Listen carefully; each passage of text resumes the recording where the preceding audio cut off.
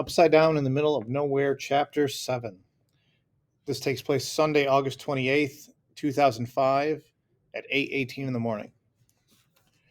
It was finally my birthday morning, and I ain't lying when I say my feelings were hurt when I realized Meemaw didn't even seem to notice. But then I seen Meemaw wasn't noticing much of nothing. She acted like whatever the trifling weather people were babbling about was more important than acknowledging the fact that it was my birthday. Instead of fussing about whether Meemaw was fussing over, I went for breakfast, my first meal being 10. Sometime after breakfast, Mima asked if she could talk to Mama and Daddy in private, and every time she did that, us kids knew something was wrong. What I couldn't understand was why they thought they weren't going to be able to hear them just because they walked off to the kitchen. There wasn't nothing but a corner separating the two rooms, and they acted like the kitchen was some kind of soundproof room or something. So when Mima told them they should consider canceling my party, I heard her plain as day. I flew around the corner and slid into the kitchen, and the second crazy words came out of her mouth. Oh, please, please don't cancel my party, I said. Armani, this discussion doesn't concern you. Daddy didn't sound normal. Of course it does, Daddy. It's my birthday. I don't understand why.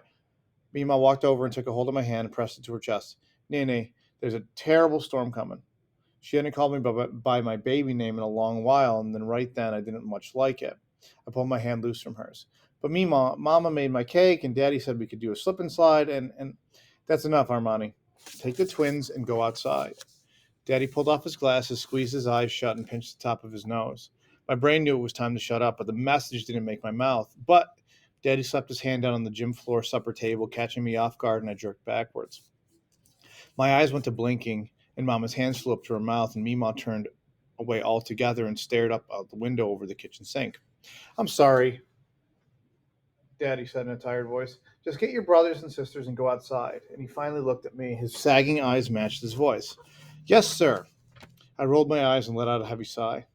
I stopped before going all the way around the corner to the living room, and I turned and looked at three people who could ruin my day, and if they saw fit to do it. I didn't say a word, but it sure did give me the most pitiful pout I could ever get my face to make. My shoulders were all rolled forward, and my arms just dangled there, hanging as low as they could go. Slow as a slug, I made my way to the next room, never taking my droopy eyes off Mama, Daddy, and my troublemaking Meemaw's back.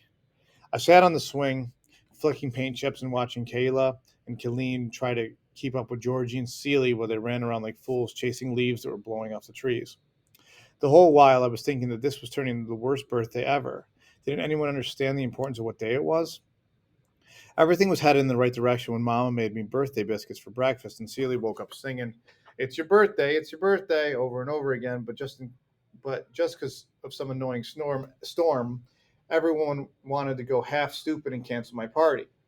I hated Hurricane Katrina. I didn't care where the idiot storm went, and people can't just go around canceling other people's birthdays.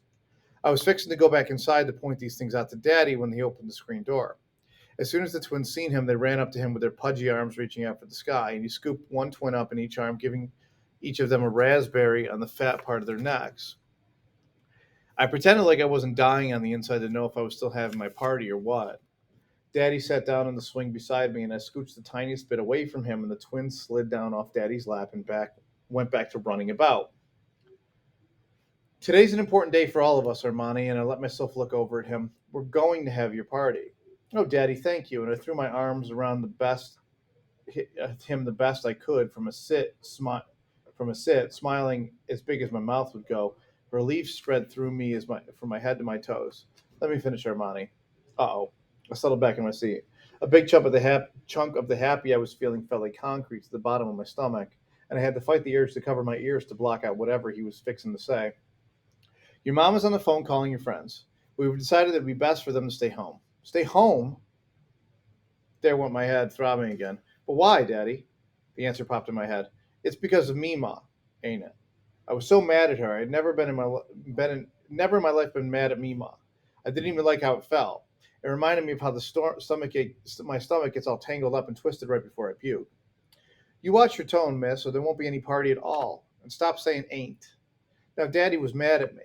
It's my decision, Armani, so if you want to be mad at someone, be mad at me. But, Daddy, seriously, it ain't, I mean, it's not going to be a real party without my friends. I don't understand. Mama's wind chime was just a clanging around. We both turned and looked at it. Daddy stood up. He took a long breath and pushed it out slow. The hurricane's changed course, Armani, and is coming closer to Louisiana now. Daddy walked over and took Mima's chime down. What does that mean? Is it coming here? But you said we didn't need to worry. Some of my mad blew away with the wind when I seen the way Daddy flinched when the words came flying out of my mouth. It means it will definitely be getting some bad weather. He paused and glanced up at the swirly sky. He sat back down beside me and I scooched closer to him. It'd be irresponsible for us to have your friends over when the weather's so unpredictable. He put a hand on my bouncy knee. Uncle T-Bone's still coming, and of course Tay-Tay will be here.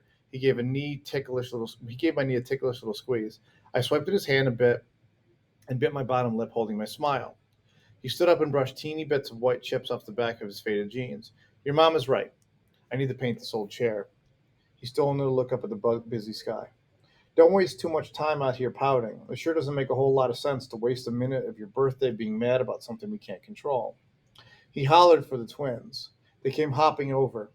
Daddy scooped them up, but they didn't let out his big, usual belly laugh. Kayla and Colleen giggled, most likely because they were too little to see I wasn't seeing in my daddy's normal happy eyes. I watched them go inside, leaving me there with myself. I tilted my head back and stared up at the sky. I couldn't remember a time when I'd seen the clouds move so fast. The hurricane was coming closer. Stupid storm. I considered the possibility of running inside to tell Daddy about what Mr. Babineau had said, and I decided right then and there that I'd tell Daddy as soon as my party was over. Happy birthday, Armani. Tay-Tay held the giant pickle she was nibbling on up in the air and gave me a one-armed hug. I wondered if she could feel the light green juice running down her arm, and she flashed me her famous smile, letting me know that she didn't care one bit about whatever might be running into her armpit. I looked over where Daddy was standing at the big black burner and cooking pot. Him and Uncle T-Bone were standing at the him and Uncle T-Bone him and Uncle T-Bone and Georgie were all standing around watching the steam rise. It never did make no sense to me that some people like to stand and watch food cook. Uncle T-Bone's newest girlfriend was off by herself smoking near the bushes.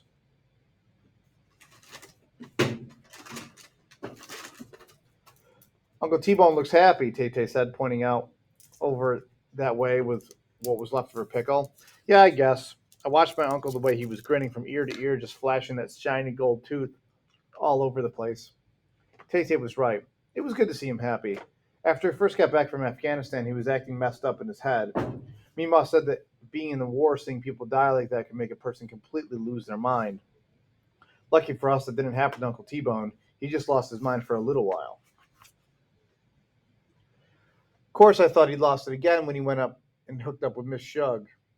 Just looking the way she stood there in that stupid, huge, floppy tangerine hat got me on my nerves. Ugh, I could barely even look at that woman, I said, and turned away. I like her, Tay-Tay said. Who? Miss Shug. I think she's pretty. Tay-Tay had lost her mind. Tay, seriously? Miss Shug ain't even a real name. Uncle T-Bone says we gotta call her that because she's so sweet, like a big spoon of sugar. It's probably Shug. Miss Shug. Not Shug. Shug. Uh,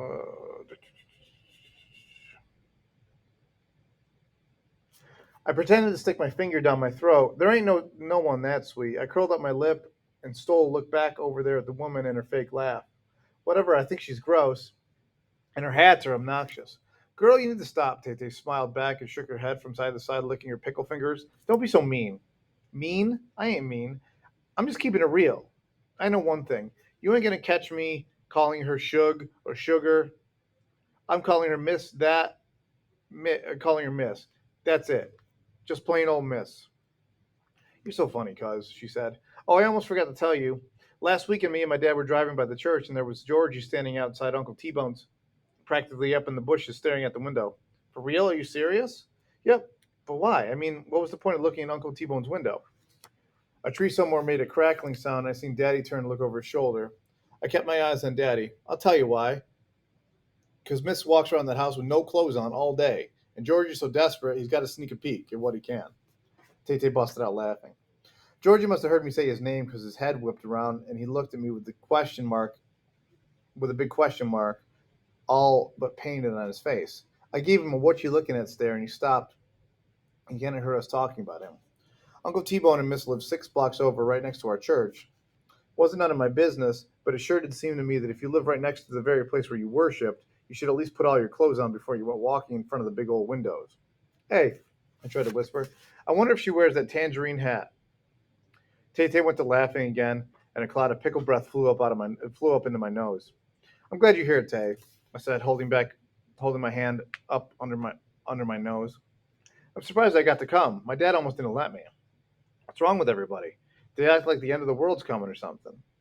We walked over to where Mama had laid out some zaps, potato chips, and Jello squares and pickles, and there was a whole lot more food than there was people.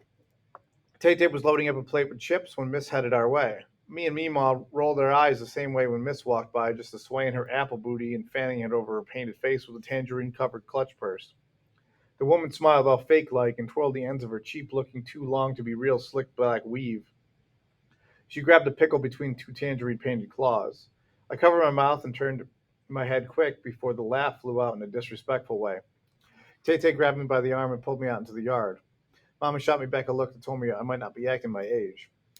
I couldn't help it, just knowing that the next time my poor uncle tried to get him some sugar, all he was going to get was a pickle vinegar, had me about rolling in the grass. Mima swatted me upside my head with that Pentecostal fan and winked when she walked by on her way inside to check the latest update on the weather station. I smiled myself knowing that I couldn't stay mad at my Mima, not with her swatting me like that and all. Little kids were running and slipping and sliding all over the backyard over summer break. Me and Celie seen one of them slip and slide commercials on TV. The next day, Daddy had made us one in our backyard. Of course, ours wasn't yellow like the one we seen on TV. Ours was dark green and a lot bigger than the lame yellow one. Mama told Daddy, Mr. Curtis, I don't want those trash bags all over my backyard. All I know is when Daddy turned the house pipe on full blast, ours was the slippiest slide ever. Armani, look, Tay said. Uncle T-Bone's fixing to take a slide. He was always acting like one of the kids. Well, since he started being happy again. Every time he smiled, that shiny gold tooth flashed for everyone to see, and he was handsome, my Uncle T-Bone was. Me and Tay were headed over to do some sliding ourselves when I overheard Georgie ask, when are you going to give it to her, Daddy? I can't stay in that box much longer. Daddy see me looking, and he smiled. Something good was fixing to happen. I could feel it. Daddy whispered in Georgie's ear, and Georgie took off running for the house with a big floppy grin on his face. He stopped to whisper in Mama's ear. Whatever he said made her look over at me, and she started smiling too. I was bouncing on my tippy toes, and Georgie ran in the house, letting the screen door slap behind him. Mama whispered in Mima's ear, and when my brother came outside, he was holding a shoebox that my new school shoes had come in. He walked fast over to Daddy and handed it to him. Y'all come see, we're going to give Armani her birthday present. And Georgie jumped up and down like some kind of fool. I walked across the yard where Daddy was standing and never, not one time, stopped looking at each other. Daddy stood straight and tall with the biggest, happiest smile in the whole world, and right then I knew the most handsome daddy in all of Louisiana. Happy birthday, Armani, he said, and he hugged me and handed me the present. As soon as he put the box in my hands and popped the top off, I was so surprised. I about fell over backward, and everyone clapped and took to laughing. And poking out the tiny box was the cutest thing I'd ever seen. Oh, a puppy, Daddy, the puppy. The box fell from my hands, and when the puppy jumped on my shoulder and started licking my face, she licked and licked like it was a big old chicken bone. Her stubby little tail thumped up against my heart, and I loved her already. Thank you, Daddy. Mama cleared her throat behind me. Last time I checked, you had two parents, Armani, she said with her head turned a little to the side. I could tell she was pretending to be put out because she had a smile up into her eyes. I ran over and thanked Mama, too. Oh, Mama, ain't she just the cutest thing you ever seen? The little puppy was wagging and smiling at everybody. Mima patted the puppy on the head. This dog looks just like a little black cricket with those beady eyes and long whiskers. Mima, that's a great name, I said. Hello, Cricket. Welcome to the Curtis family. I buried my face in her soft black fur and made a silent promise to her that I'd always love her and keep her safe.